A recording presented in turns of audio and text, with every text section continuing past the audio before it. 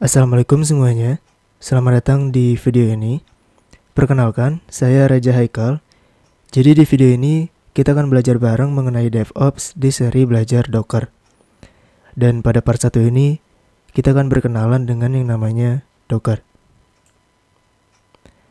Nah, apa aja yang akan kita pelajari di video kali ini? Mulai dari apa itu kontainerisasi, mengapa Docker itu powerful. Kita juga akan memulai dengan si Docker, mulai dari membuat image pertama kita, sampai dengan nge-push image kita ke Docker Hub. Apa itu kontainerisasi? Jadi sebenarnya, kontainerisasi itu adalah konsep di mana kita membundle source code aplikasi kita beserta library dan dependensinya di dalam suatu wadah yang bernama container.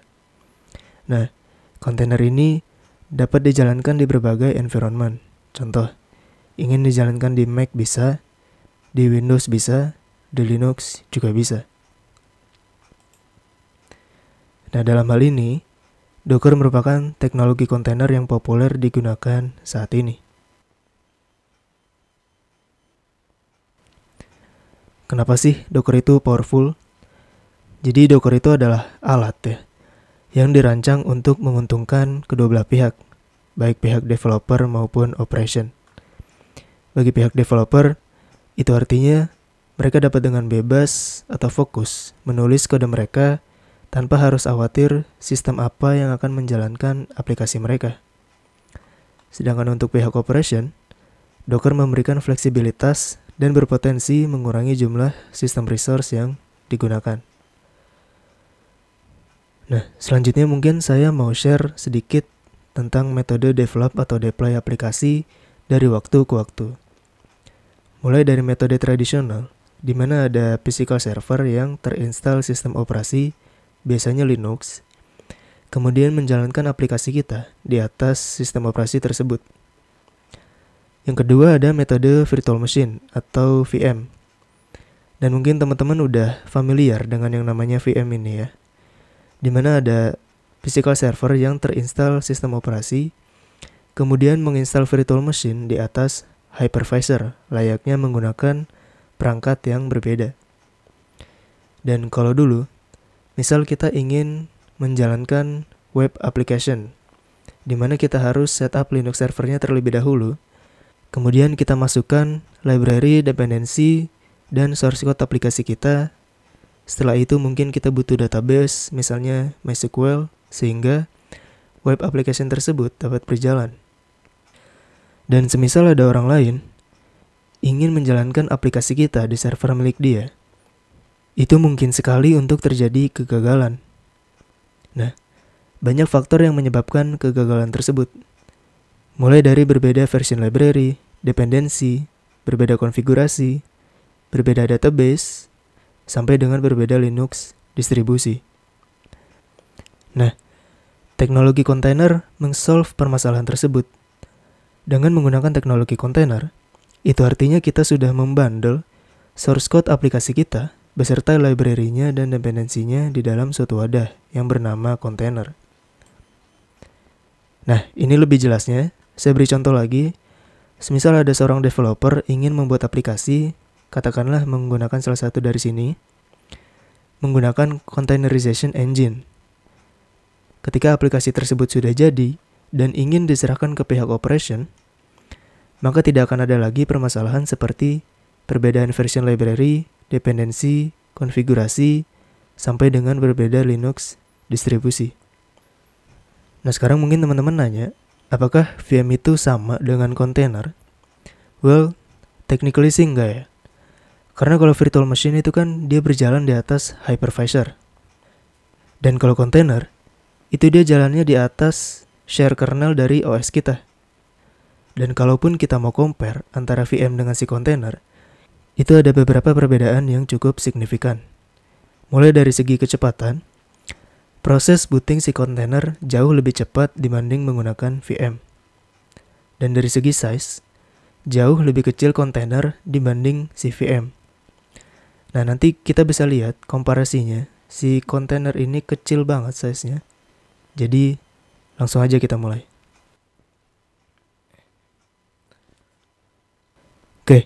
Sebelum kita mulai, kita harus install Docker terlebih dahulu di PC atau laptop kita masing-masing. Nah, di situs resminya Docker, itu udah ada bagaimana caranya kita menginstal Docker ya. Dia udah support banyak platform, baik Mac, Windows, sampai dengan Linux. Untuk teman-teman yang menggunakan Mac, teman-teman bisa menggunakan Docker Desktop for Mac ini. Dan untuk teman-teman yang menggunakan Windows, teman-teman bisa menggunakan Docker Desktop for Windows ini, atau juga dapat menggunakan yang namanya WSL. Sebagai contoh, pada WSL teman-teman menggunakan OS Ubuntu. Maka pada situs resmi Docker ini terdapat bagaimana cara menginstal Docker pada Ubuntu.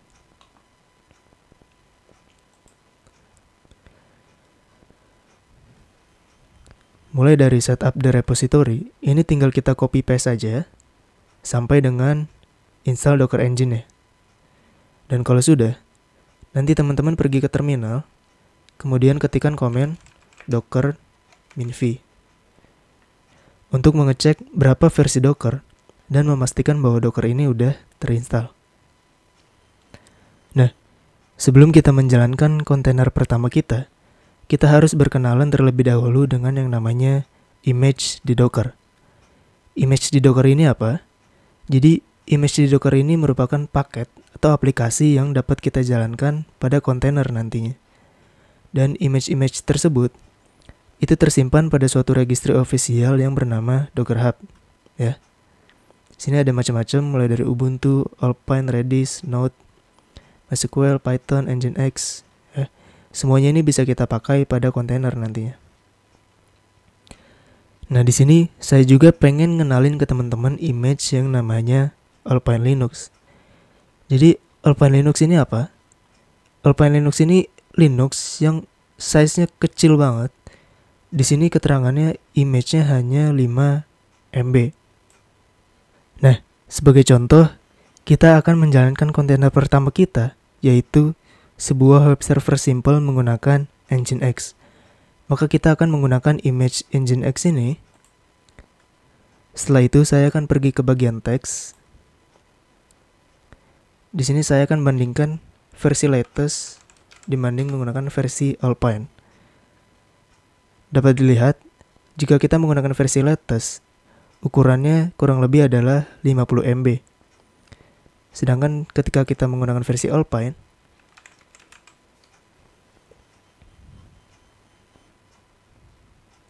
nah, ini ya, bisa dilihat kurang lebih ukurannya hanya 10 MB. Sekarang, kita akan mencoba menjalankan kontainer pertama kita, yaitu Simple Web Server menggunakan Nginx. Komennya adalah docker run. Docker run ini merupakan komen untuk menjalankan kontainer. Kemudian kita pakai opsi min-d, artinya min detach, atau semua proses akan berjalan di background.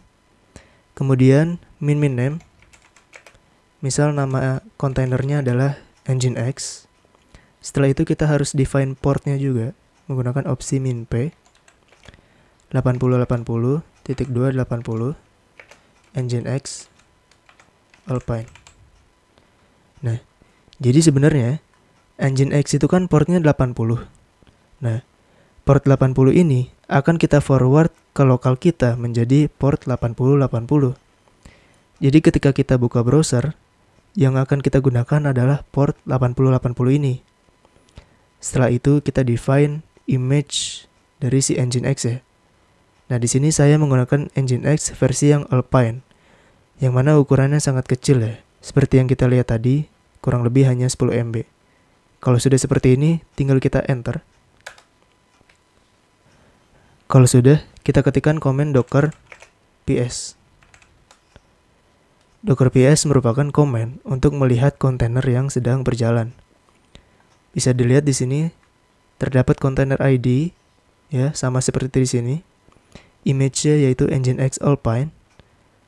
Dibuatnya 13 detik yang lalu dan statusnya sudah up pada port 8080. Jadi kalau kita tes buka di browser, di sini localhost 8080. Nah, Ini sudah menampilkan halaman awal menggunakan Nginx. Itu artinya kita sudah berhasil menjalankan kontainer pertama kita menggunakan Nginx. Nah, di sini saya udah punya sampel app ya. Jadi di sini simple aja sebenarnya. Kalau kita buka aplikasi kita, itu nanti akan memunculkan Hello World. Setelah itu, kalau kita buka /navteq, maka akan menampilkan belajar Docker bersama Navteq. Nah, sekarang kita pengen nge-build image untuk source code atau aplikasi kita ini. Nah, caranya gimana? Hal yang pertama kita lakukan adalah membuat file bernama Dockerfile. Dockerfile ini apa? Jadi, Dockerfile itu kayak file konfigurasi yang kita pakai buat nyimpen instruksi-instruksi apa aja yang dibutuhkan untuk nge-build atau membuat image dari aplikasi kita. Nah, yang pertama kita lakukan terlebih dahulu adalah kita definisiin base image dari aplikasi kita. Karena di sini aplikasi kita based on Node.js ya. Maka di sini instruksinya adalah from, kemudian nama image ya. Misal saya akan menggunakan image Node versi Alpine karena aplikasinya simple ya. Jadi di sini saya akan menggunakan versi Alpine. Setelah itu, misal saya pengen update dulu nih, mungkin dependensi dan lain-lainnya. Itu instruksinya adalah run. Kemudian karena kita menggunakan versi Alpine ya, atau menggunakan Alpine Linux, itu kita akan menggunakan yang namanya APK. Jadi APK ini apa? APK tuh mirip-mirip kayak apt di Ubuntu, tapi ini buat si Alpine Linux gitu. Dan semisal di sini saya mau APK update, kemudian menambahkan APK add CA certificate. Setelah itu update CA certificate-nya. Kemudian misalnya saya pengen ngebuat directory nih. Misal namanya /app. Maka instruksinya adalah run, kemudian mkdir /app. Nah, selanjutnya saya mau copy semua file yang ada di source code kita ini ke dalam /app tadi. Caranya gimana? Instruksinya adalah menggunakan copy titik yang artinya semua dalam directory ini ke dalam /app. Nah, jadi sekarang di /app ini udah ada source code dari aplikasi kita ya. Dan setelah itu baru kita set workdir-nya itu ke /app. Jadi ketika kita masuk ke kontainernya nanti, itu udah otomatis masuk ke path /app-nya ini. Kemudian mungkin saya mau jalanin command npm update untuk mastiin di source code aplikasi kita itu udah update semua. Abis itu baru deh kita jalanin aplikasi kita dengan menggunakan instruksi cmd npm start. Nah, ini file docker filenya udah lengkap. Jadi sekarang kita pengen nge-build image berdasarkan docker file kita ini. Nah, caranya gimana?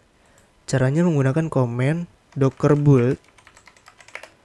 Docker build itu command untuk nge-build image ya, berdasarkan docker file. Kemudian kita pakai opsi mint, artinya tag, dan kita ingin menamai image kita itu apa. Misal namanya Node.js min hello. Kemudian versinya 001 titik. Yang artinya si Docker bakal nge-build image yang namanya Node.js hello versi 001 merajuk pada Docker file yang ada pada directory yang sama. Dan kalau udah, kita tinggal enter aja dan tunggu sampai prosesnya selesai.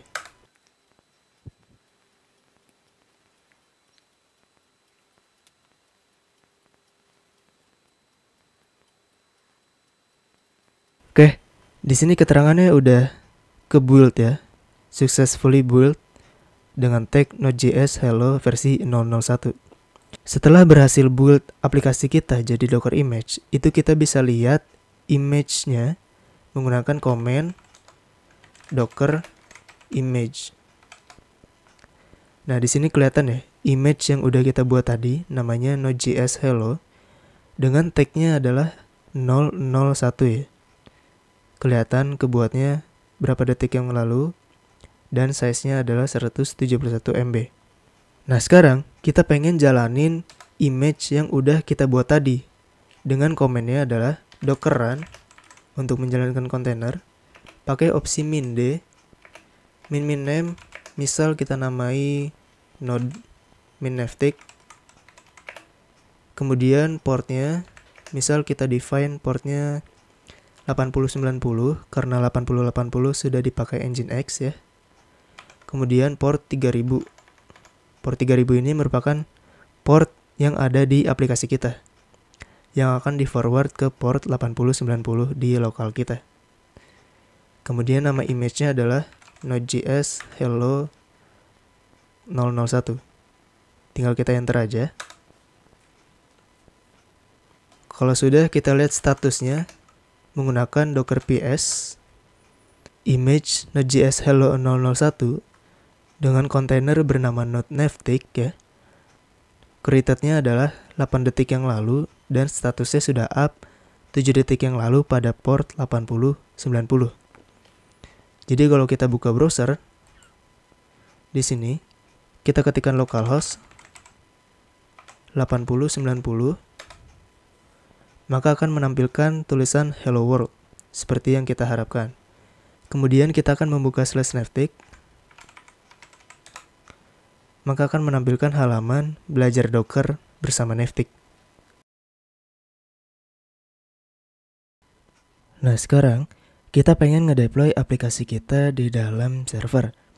Kita di sini pengen image-nya langsung pull aja gitu dari Docker Hub. Maka dari itu kita di sini nyobain gimana sih caranya nge-push image yang udah kita buat tadi. Yang nantinya image ini bakal kita pull dari server production kita. Nah, teman-teman langsung aja pergi ke hub.docker.com ini. Abis itu nanti teman-teman daftar. Terus kita langsung create repository aja. Misal kita pengen pakai nama repositorinya Node.js min hello. Dan deskripsinya adalah belajar Docker. Nah, pada bagian visibility teman-teman pilih public. Kalau udah, abis itu kita create. Nah, kalau repositorinya udah kebuat, itu tampilannya kayak gini ya. Ada nama username kita dan nama repositorinya. Tetapi belum ada image-nya. Nah, kita bakal nge-push image ke repositori ini. Teman-teman langsung aja pergi ke terminal. Dan kita harus pastiin terlebih dahulu kalau kita itu udah login di Docker. Nah, caranya gimana? Teman-teman tinggal jalanin aja komen Docker yaitu docker login. Setelah itu masukin username dari akun Docker Hub teman-teman. Di sini saya masukin username saya. Setelah itu passwordnya. Nah, sekarang kita udah berhasil login. Nah, pertama-tama kita cek dulu image-nya pakai komen docker images. Nah, sebenarnya kan kita pengen push image yang ini nih, Node.js min hello dengan tagnya 001 ya. Nah, kita bikin dulu tag untuk image kita. Kita samain dengan komen docker tag. Nah, ini nama image-nya Node.js min hello dengan tagnya 001. Terus kita replace image-nya namanya jadi seperti ini ya. RJ Haikal Node.js min hello dengan tagnya.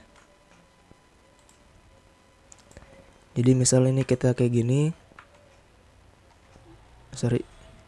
Misal tagnya 001 seperti ini. Dan kita cek dulu apakah tag yang udah kita buat tadi itu udah tampil ya. Kita lihat lagi image-nya dengan komen docker images. Nah, ini udah ada ya nama image yang udah kita tag tadi, yaitu RJ Haikal /Node.js min hello. Bisa dilihat di sini image ID-nya, size-nya itu sama. Yang membedakan hanya namanya saja dengan Node.js min hello. Sekarang kita langsung push aja image yang udah kita buat tadi. Komennya adalah docker push. Kemudian nama image ya, RJ Haikal Node.js min hello dengan tagnya 001 kayak gini. Kita enter dan tunggu sampai prosesnya selesai. Nah, Sambil nunggu proses pushnya selesai, di sini saya udah ngebuat server ya teman-teman di DigitalOcean. Jadi kita langsung aja akses ke server ini. Saya root, oke. Nah, di server ini juga saya udah install si Dockernya ya teman-teman. Jadi Dockernya udah jalan di sini. Nah, sekarang gimana sih caranya kita ngejalanin image kita di dalam server gitu loh. Ini saya clear dulu. Sebenarnya caranya gampang banget teman-teman. Caranya adalah dengan menggunakan komen docker pull. Nah, di sini proses pushnya udah selesai. Kelihatan di sini udah ada teks 001 yang udah selesai di push ya. Nah, di sini kita akan mengambil image ini ke dalam server production kita dengan menggunakan komen docker pull. Setelah itu nama image ya, Ejahaikal JS, tagnya 001 seperti ini.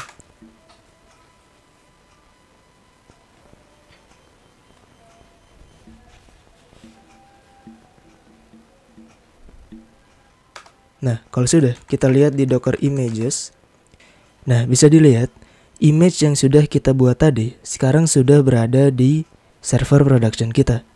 Dan kita akan menjalankan image ini di server ini. Docker run min d dengan nama kontainernya misal node.js. Kemudian kita akan define portnya ke 8080 dan port di dalam kontainernya adalah 3000 pada image Ejahaikal node.js hello dengan tag